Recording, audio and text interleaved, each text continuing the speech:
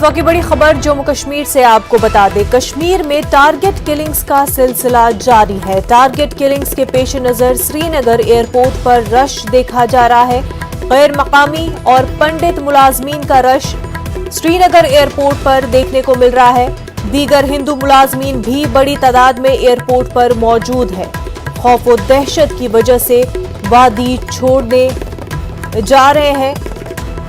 मुलाजमीन वादी छोड़ना चाह रहे हैं। खौफ और दहशत का माहौल है। टारगेट किलिंग्स के पेश नजर श्रीनगर एयरपोर्ट पर आपको बता दें रश देखने को मिल रहा है। गैर मकामी पंडित मुलाजमीन, हिंदू मुलाजमीन का रश श्रीनगर एयरपोर्ट पर देखने को मिल रहा है।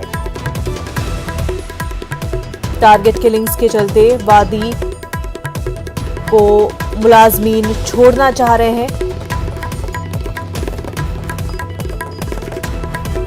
आपको बता दें इस महीने मई में 8 टारगेट किलिंग्स हुई है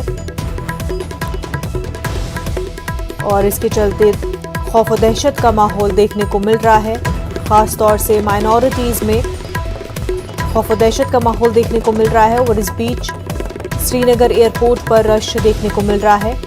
गैर मकामी पंडित मुलाजमीन, हिंदू मुलाजमीन बड़ी तादाद में एयरपोर्ट पर मौजूद हैं।